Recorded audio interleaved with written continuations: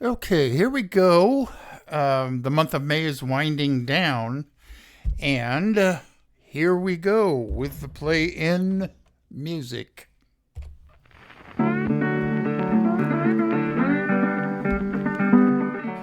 You are listening to KPCA LP, Petaluma, California, at 103.3 FM and worldwide at www.kpca.fm. And this is the Midnight Skeptic. The views of the Midnight Skeptic are not, repeat, not necessarily the views of KPCA or any of its affiliates.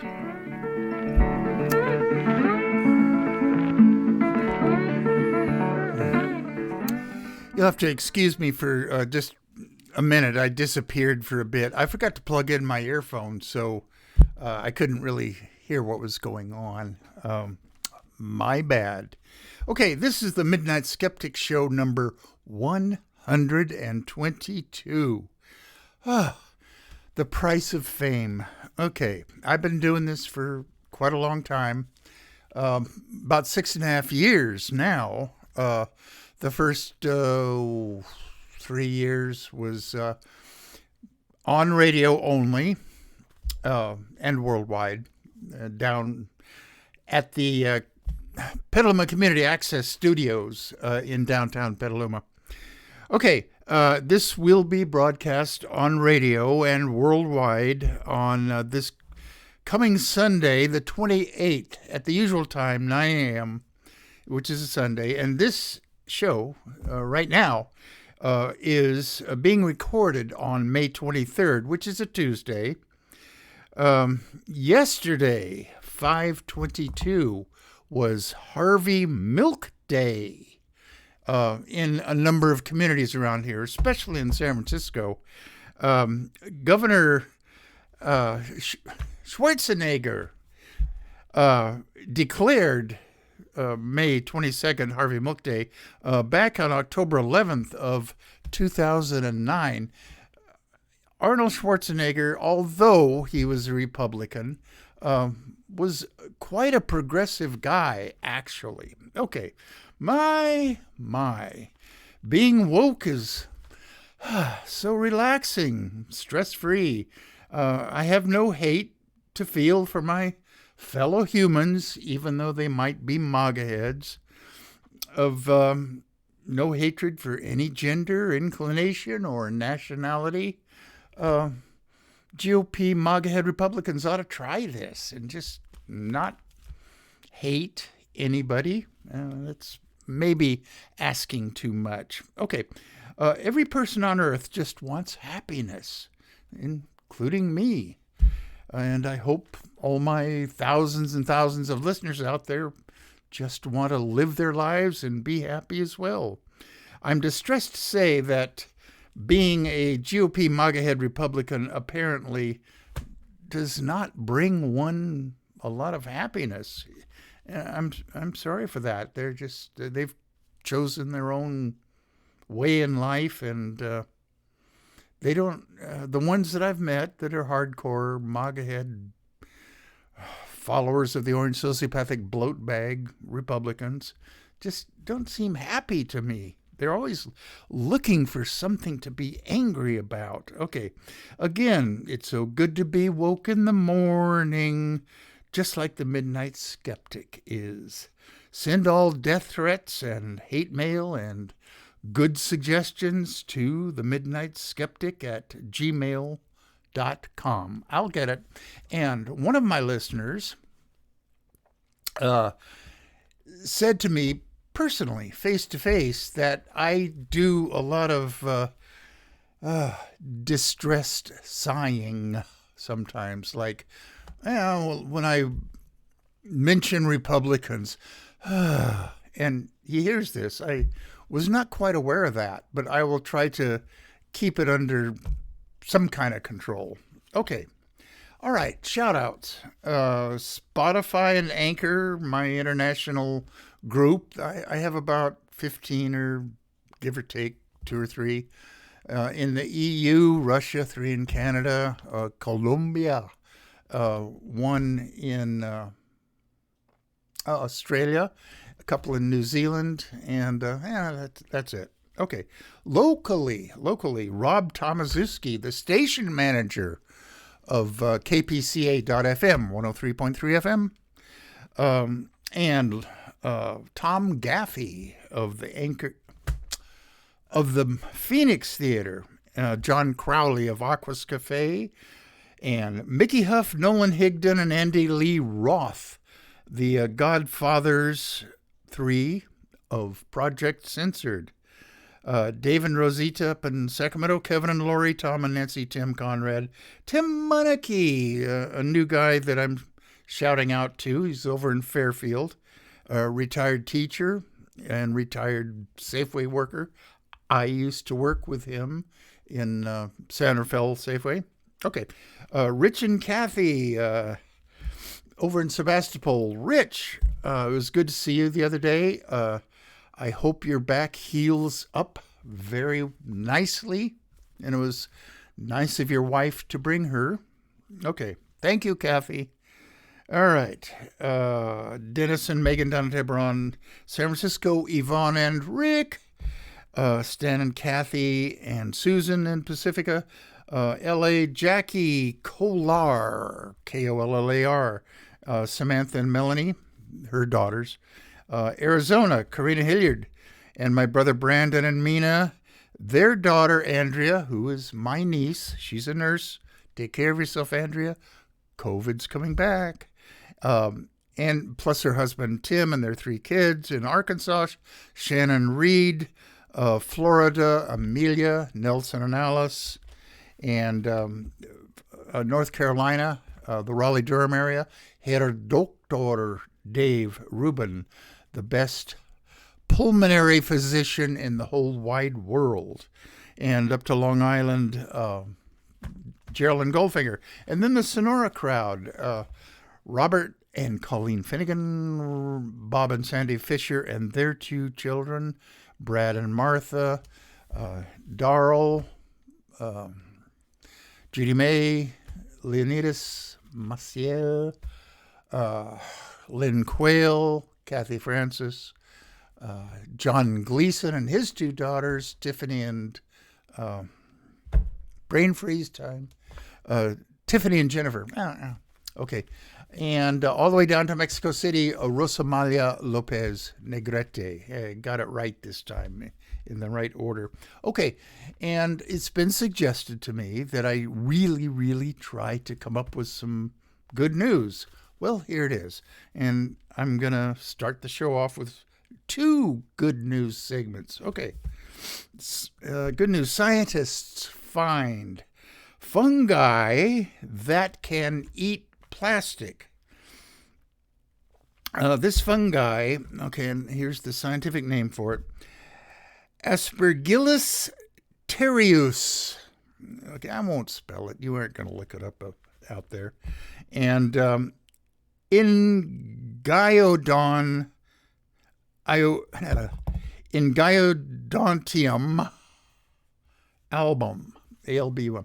Okay, 2 species of fungi, both have special enzymes that they secrete that aid the breakdown of plastic, which primarily are these long chains of, what do you call them? They're not in my notes. Anyway, not important. The process is a Sydney, Australia lab, in a Sydney, Australia lab, is for the enzymes produced break down the polypropylene into simpler molecules that can be taken up by the fungi. It works in the lab, but the big challenge would be to scale up. On previous shows, going all the way back to when I first started the Midnight Skeptic, I've been talking about various organisms that degrade plastic and ease the recycling of it or destruction of it off the earth. the problem always is scaling it up to industrial levels. And I don't like to be Debbie Downer or negative, but there's just too much plastic on the earth, and I honestly don't see a solution for this problem. It's really nice to think that you're recycling plastics. There was a segment on the news today. It didn't make its way into my notes because I just saw it about an hour ago, that plastic bags, the grocery bags, thin plastic bags, there's usually a recycling bin at the front door of these big box stores. There is at the Safeway I shop at, where you can load up a plastic bag with other plastic bags, dump it in there, and supposedly it gets taken to a recycling center where they can deal with these. Well, a very small percentage of them are actually done that way. Okay. All right, enough of that. Good news. Good climate news. Maybe. Okay. Senator Ed Markey, who's a Democratic senator from Massachusetts, and Representatives Adriano Espaillat, who's a Democrat from New York, and Yvette Clarke, who's a Democrat from New York, put forth the Block All New Fossil Fuel Exports Act. And it's backed by 70 environmental groups.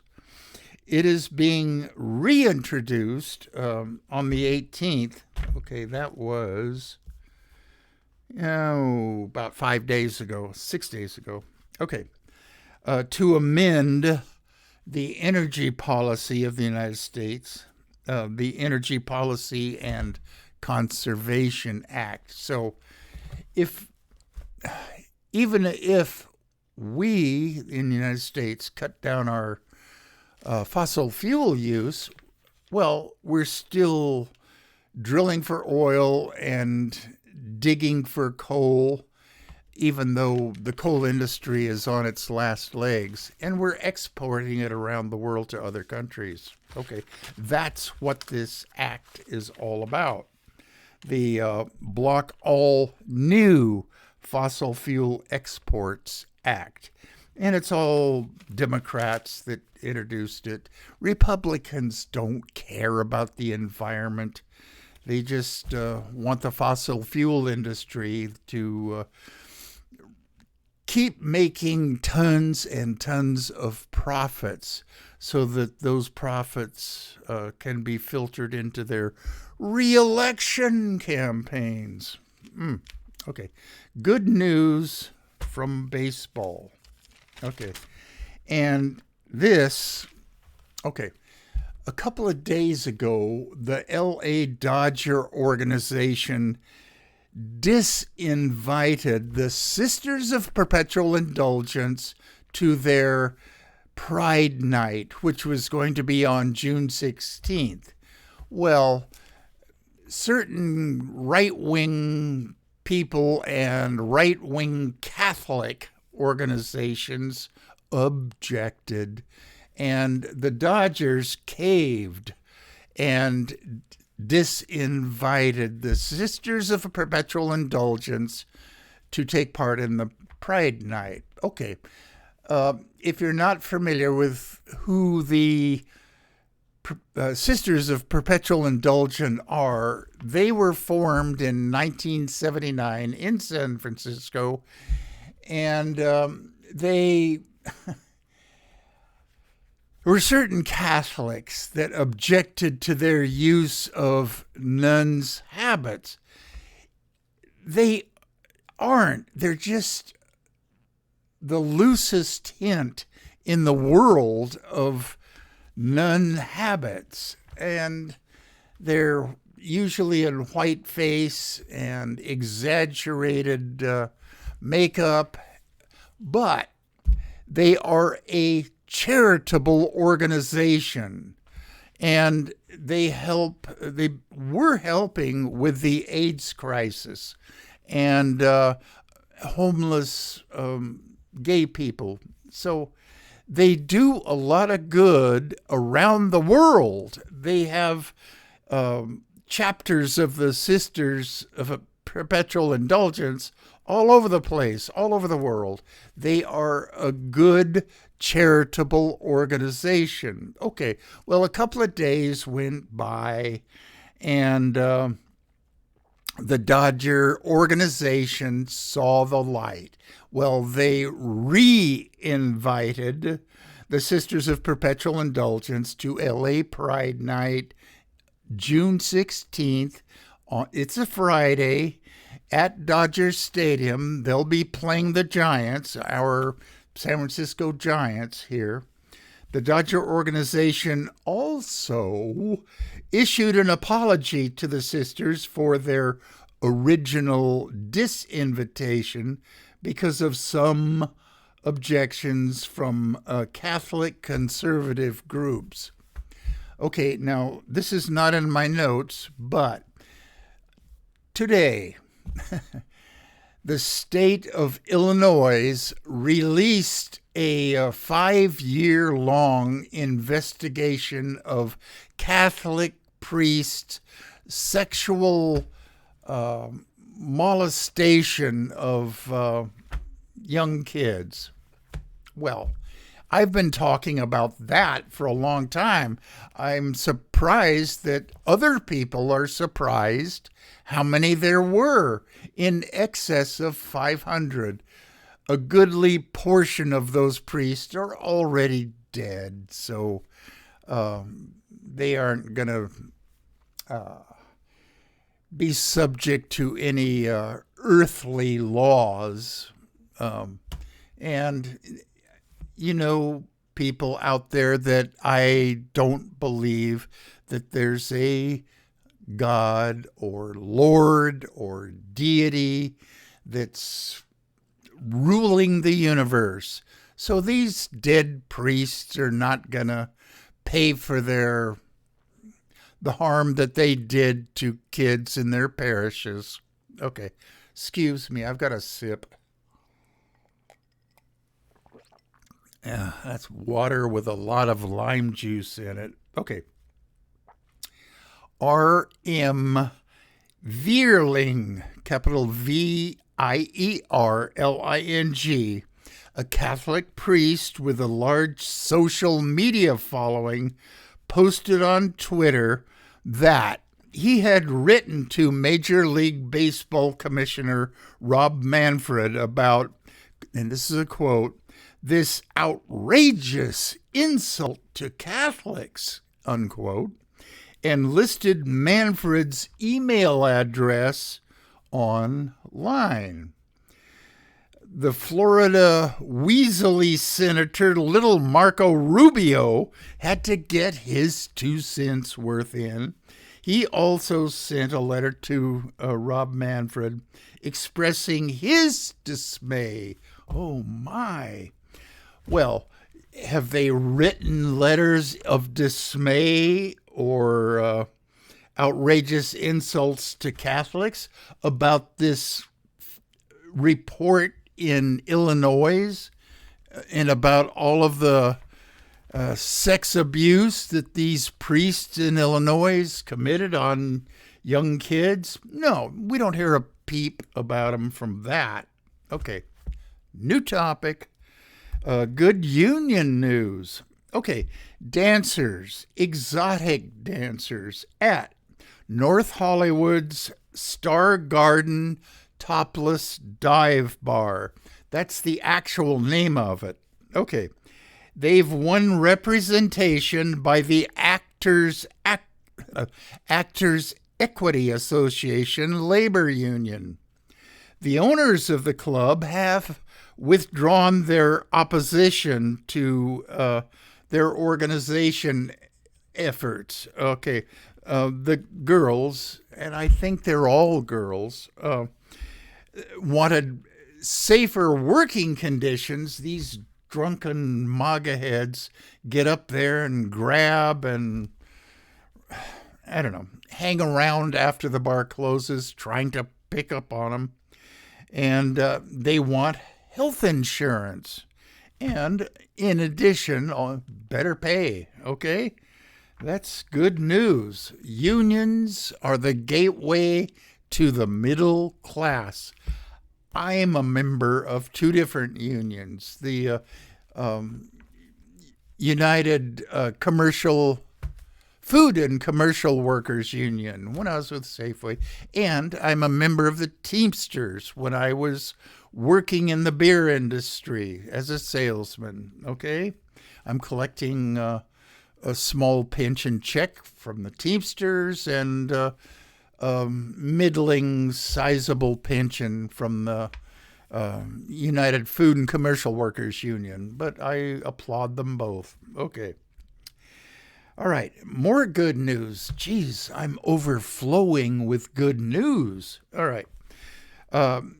Center for Inquiry's legal director, Nicholas Little, requested that the Florida Board of Medicine open an ethics investigation into the Florida Surgeon General, Dr. Joseph Ladapo, who Ron DeFascist appointed as Florida's Surgeon General. And what for? For altering key findings in a COVID-19 vaccine safety study. Now, America's Frontline Doctors, that was founded by Simone Gold around the beginning of the administration of the orange sociopathic bloat bag in 2017. This group of doctors, of which Joseph Ladapo was one, incidentally, Stella Emanuel, you remember that black lady that looked like a witch doctor? Well, she is a witch doctor. They're all America's Frontline Doctors. And of course, Ron DeFascist appointed this guy as the Florida's Surgeon General. Now, let's see, where's my finger? I'm pointing it. Dr. Joseph Ladapo, you are a quack. You should not have a medical license to practice medicine. So, if you or any of your friends or any of the group of America's Frontline Doctors are listening to this, you aren't. I know you. I'm safe in saying this. Sue me, all right? You know where you can find me. All right. Whew. Okay. The listener who suggested that I not breathe too heavily in my sighing, and I'm taking it in the spirit in which it was intended. I'm trying not to do that.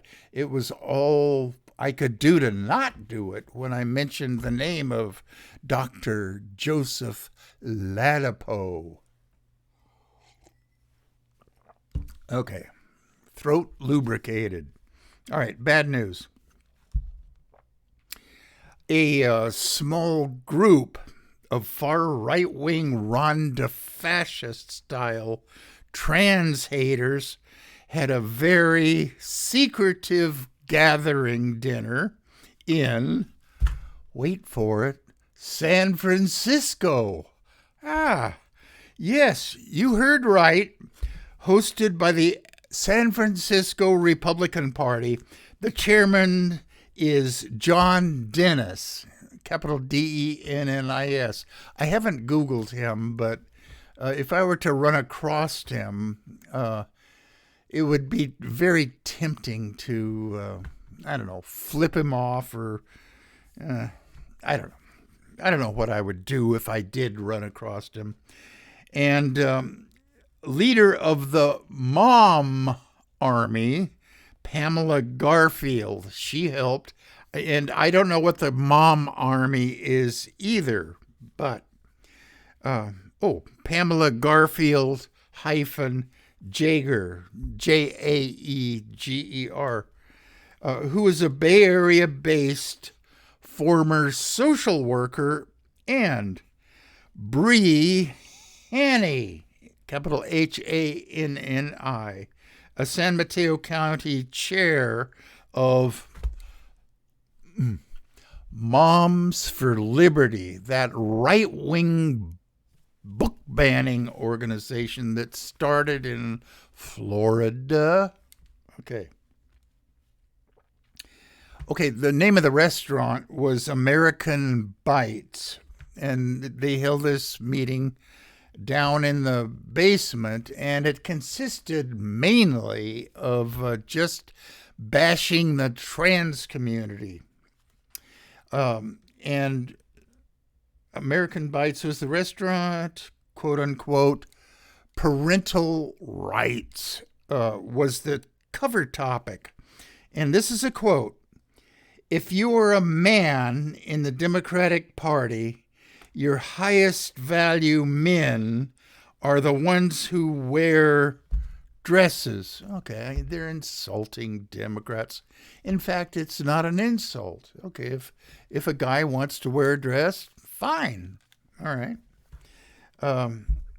And now that I see this, okay, it's supposedly a put down to call the Democratic Party just the Democrat Party.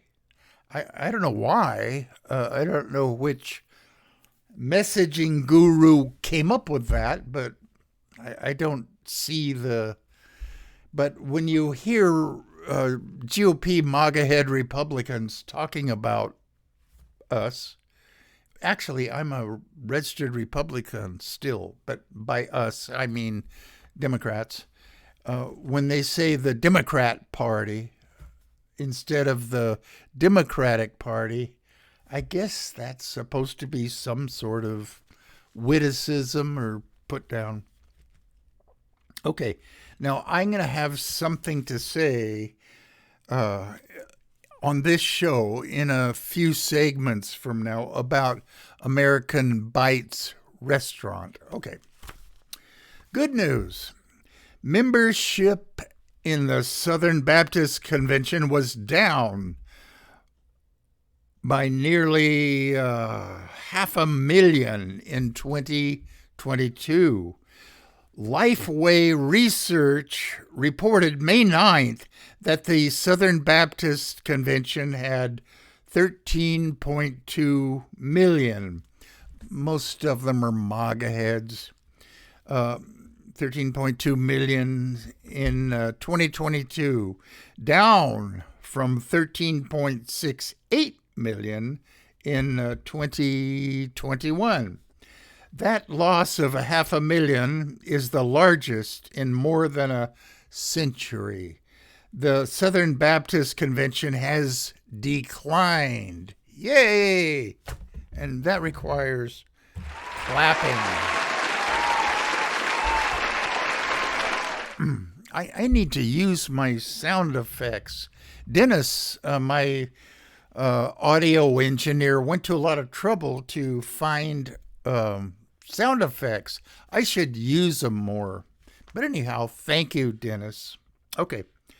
I'm off my notes.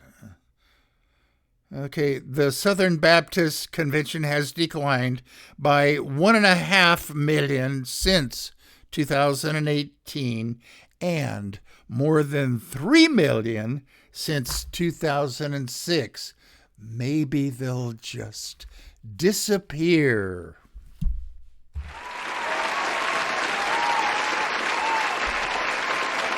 Younger people are not joining the Southern Baptist Convention to replace the dying off of that Christian sect.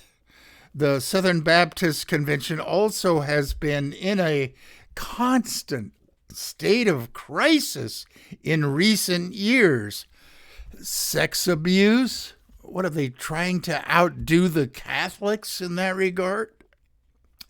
Controversies over race and leadership feuds.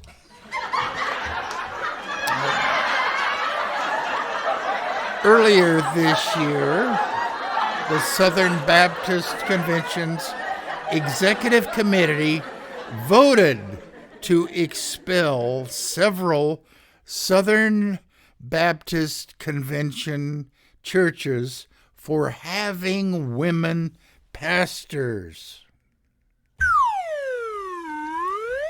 I guess that's the wrong sound effect for that. Let me do that again. Earlier this year, the Southern Baptist Convention's Executive Committee voted to expel several Southern Baptist Convention churches for having women pastors. Okay, well, that's better. All right. Owen Strachan, capital Strachan, who is a seminary professor in Conway, Arkansas, has become a leading evangelical Christian voice in the woke wars. Okay, that's in quotes, which has now become shorthand for liberals ruining America. Okay, and this is a quote from him, Owen Strachan. Quote, "You can follow Jesus or you can be woke, but you can't do both." And now he's at the Grace Bible Theological Seminary. Okay, let's see. Jesus or being woke? I choose woke. But my thousands and thousands of listeners out there knew that. Okay. GOP hate group meeting update. Now, this is about that restaurant. I wrote in my notes a few days ago.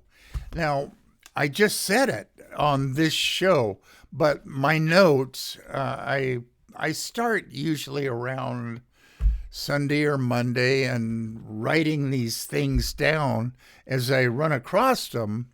Well, okay, that segment I talked about, American Bites, well, I wrote that yesterday. Okay, today. Let's see. Okay, I'm off my notes. I wrote in my notes a few days ago about the San Francisco Republican Party meeting in the basement of the American Bites restaurant in North Beach in San Francisco. Well, today, 5/22. Actually, that was yesterday, 5/22. I have an update for my thousands and thousands of listeners. Before I do that, sip time, water, lime juice. Okay, the restaurant's owner, Mike Saremy, capital Saremy, Saremy, okay, issued on Instagram, an apology for hosting the San Francisco Republicans and denouncing their anti-trans talking points. The San Francisco Republicans misled Saremy by telling him that it would just be a fundraiser. Okay, this is a quote from Saremy, the owner of American Bites. If you're in San Francisco, go eat there. I haven't yet, but if I have the opportunity, I will stop in and thank him. Okay. Quote, we had no idea that this would turn into hate speech. Well, that's what Republicans are all about. Sarami said, I guess the GOP just has to be sneaky to spread their hate. They realize, some of them are smart enough to realize this, that their views are a minority view in these United States. Okay, time check. Okay, plenty of time. Okay, bad news. Florida's Chinese Exclusion Act. Florida Senate Bill 264 restricts most Chinese citizens from purchasing homes in Florida. It will take effect on July 1st. But the ACLU and Asian American groups have filed a lawsuit to block the measure. Governor Ron DeSantis, Governor Ron DeFascist, signed the bill on May 8th. It restricts ownership of property by people from the People's Republic of China, plus restrictions on buying farmland near military installations or state or federal infrastructure by people from select other countries, such as Russia, Iran, North Korea, Syria, and Venezuela. This, in effect, means practically all the land in Florida.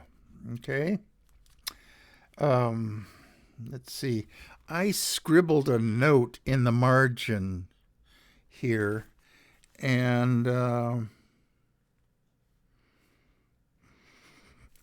it concerns book banning. Okay, and the entire article, I didn't write it down, but this shocked me.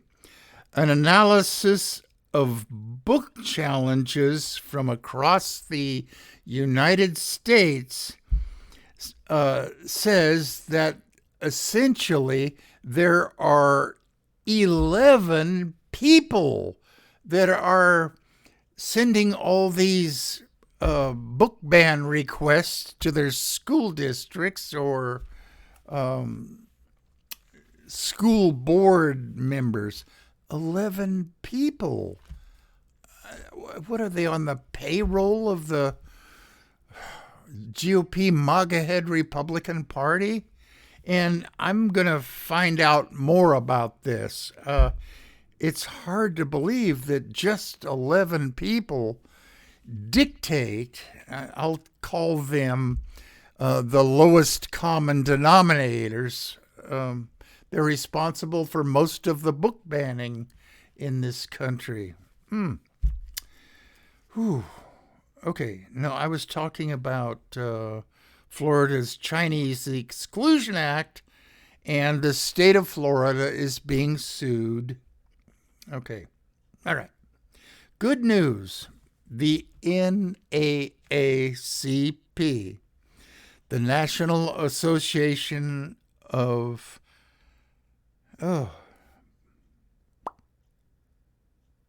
Colored People. I don't know why they keep that name. I mean, that's historically what their name was. All of the, since the turn of the century, not this century, the last century. But anyway, they issued a travel advisory for Florida, warning potential tourists that Florida lawmakers, meaning they didn't say this, but I'm saying it, the GOP MAGA heads are, quote, openly hostile toward African Americans, comma, people of color, comma, and LGBTQ plus individuals. The League of United Latin American Citizens and Equality Florida, a gay rights advocacy group that I am a member of, also issued travel advisories. Okay, so just people who might be listening to me, my thousands and thousands of listeners, just don't travel to Florida. Okay. Good news. E. Jean Carroll, okay, has won $5 million from the Orange Sociopathic Bloat Bag. Good luck on collecting it. He'll figure out some way to declare bankruptcy or something, or hide his money in a shell company. Okay. This was on May 9th, okay, which was 2 Tuesdays ago. Okay, he was guilty. Okay, for defamation and sexually assaulting her. Because the Orange Sociopathic Bloat Bag couldn't resist saying almost the exact same things on a CNN town hall, quote unquote. That was not a town hall. That was a Orange Sociopathic Bloat Bag presidential rally, really. Okay, I got to back up. I'm off my notes. Okay, Orange Sociopathic Bloat Bag couldn't resist saying almost the exact same things about her on a CNN town hall. She is filing another suit against him in federal court on Monday, May 15th. That's 2 Mondays ago. Okay. Monday's court filing argues Mr. Trump's statement, and this is a quote from E. Jean Carroll's lawyer, who is Roberta Kaplan. Okay, quote, Mr. Trump's statements show the depth of his malice toward Carroll, since it is hard to imagine defamatory conduct that could possibly be more motivated by hatred, ill will, or spite. That's what the Orange Sociopathic Bloat Bag is all about. Spite. Okay, all right. Whew. Real good. Lock her up news. Do you remember that guy who was up at the Republican convention when the Orange Sociopathic Bloat Bag was nominated for the Republican election in 2016? That guy, I'm having a brain freeze. He was an Army general. Excuse me. Sip. The Department of Justice kept open the investigation into Hillary Clinton's family foundation for nearly all of the Orange Sociopathic Bloat Bag's administration, with prosecutors closing the case without charges just days before he left office. Just released documents and interviews with former Department of Justice officials and the FBI agents and prosecutors showed that the investigation stretched long past after they knew it was a dead end. Clinton was Secretary of State in the Obama administration and had dealings with foreign donors. That is not to say that they bribed her or she accepted bribes or anything, but she had dealings with them because she was the Secretary of State. Okay? The Orange Sociopathic Bloat Bag, who campaigned on a promise to lock her up, spent much of his 4-year term pressuring the FBI and the Department of Justice to target political rivals and the imaginary deep state. Okay. That's so-called weaponization of government agencies. Maybe Jim Jordan's House committee will investigate it. Probably not.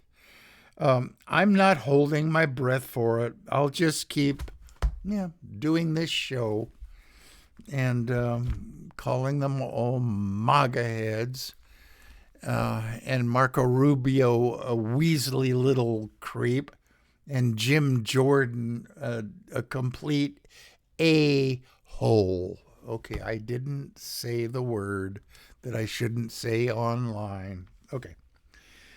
All right. Good documentary on Netflix that actually tonight, Tuesday, it started. It is called Victim/Suspect by Oakland investigative reporter Rachel DeLeon. It opens with her at her desk at Emeryville's nonprofit Center for Investigative Reporting, or CIR, talking to a young rape victim on the telephone. She was just 12 at the time of the alleged rape of this 12-year-old girl. And this is what the 12-year-old girl said. They just didn't believe me from the start. They filed the charges before my rape kit even came in. Okay. And I don't know how old the rape victim is when she was talking to Rachel DeLeon, but probably way more than 12. Okay. The documentary follows DeLeon over 4 years during her investigation into numerous cases of sexual assault victims being treated by the police as criminals. In other words, they're being violated again. Okay. Women intentionally lying about being sexually assaulted are between 2% and 9% of all reported rapes, which is backed up by studies. False reports make for good news coverage, but it's quite rare, and most women who report being sexually assaulted are honest and are victims. Okay, 1 in 3 women will be sexually assaulted in their lifetimes. Are you listening, orange sociopathic bloat bag? He is a good... Oh, I breathed again. Okay, sorry about that.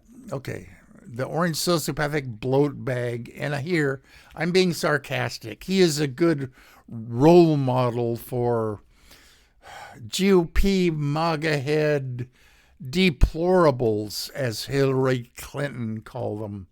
Okay.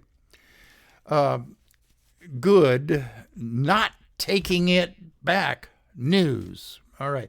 On last week's show, I called the Church of Jesus Christ of Latter-day Saints, or Mormons, a criminal organization comparable to the Trump organization of grifters and embezzlers. Okay, I stand by that. That's my feelings about them.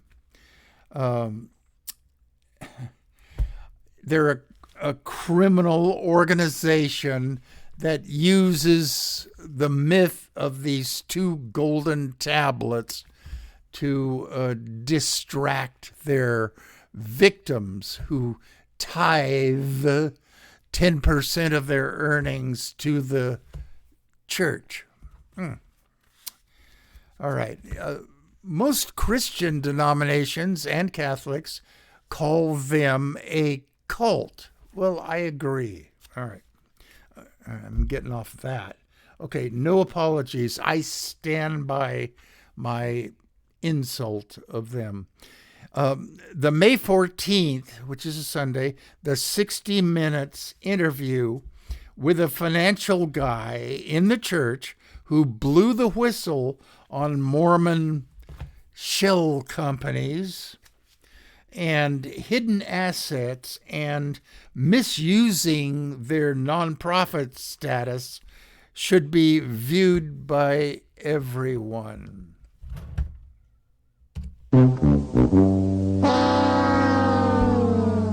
All right. New topic. Good news. Pen America, which is a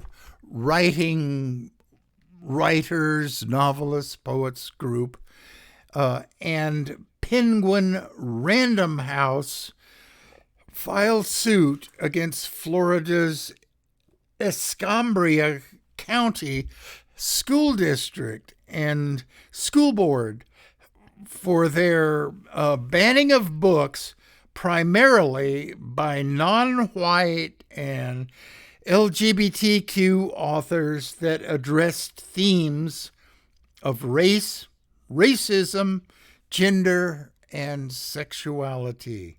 The Midnight Skeptic will keep all of my thousands and thousands of listeners up to date on this lawsuit. I wish them luck. In the Escambria County School District, one parent objected to, I shouldn't have started off my notes. America's poet laureate, that young black girl that read her poem at Joe Biden's inauguration. Damn, I can't remember her name offhand. About an hour ago, I came up with this, or it was on a TV news broadcast. Anyway, one mother objected to that poem being read in the fourth grade class in the Escambria County School District. Damn. Anyway,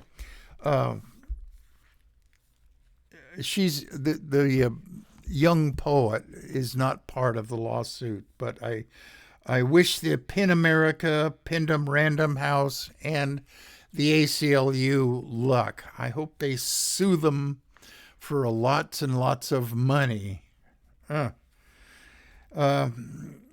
Good news to end the show.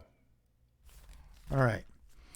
The Negro leagues, all right, of baseball began in 1920 when Andrew Rube Foster, a former player, manager, and owner of the Chicago American Giants, formed the Negro National League. All right. Blacks began actually playing baseball in the late 1800s for college teams and company teams and armed forces teams. But racism and Jim Crow laws put an end to this. So blacks began to play among themselves on their own barnstorming teams that traveled around the nation playing whatever teams would play them. The Negro American League lasted until 1960, relatively recently. It folded, the Negro American League, because so many players were brought up to the major leagues. Jackie Robinson was the first black to quote unquote break the color barrier. I mean, why did we have this in this country? And why don't more people know about it? Okay. Jackie Robinson was the first black to break the color barrier in Major League Baseball. He was brought up by the Brooklyn Dodgers in the National League. They're now the LA Dodgers in 1947. Larry Doby, D-O-B-Y, was the Cleveland Indian on the Cleveland Indians, was the first in the American League. Dodger owner Branch Rickey said, quote, "I need a player who has the guts not to fight back." Well, what did he need to fight back against? Rampant racism in America, mostly in the South, but not completely in the South. So we shouldn't mention this to our school kids. What if a little kid, runs across this and says, "Mommy, what were the Negro Leagues?" Or asks his teacher about it. "Mr. Conway, what were Negro Leagues?" What are we supposed to say? Are we supposed to say I can't talk about that. That's CRT.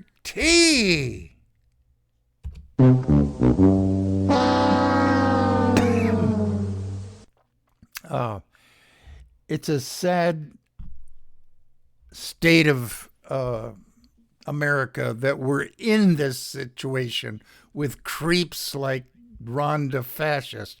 Okay, I got to play my out music.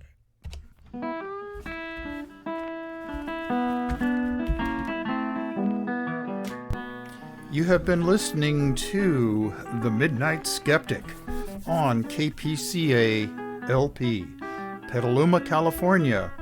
And we're at 103.3 on the FM dial and worldwide at www.kpca.fm. Support community radio at patreon.com/Petaluma Community Access.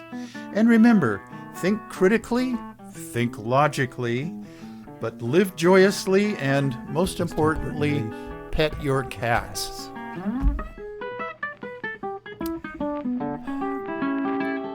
I can't stress enough how important it is to pet your cats.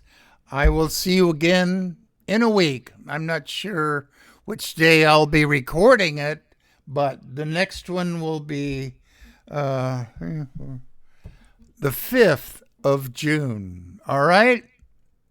Until then, so long, everybody.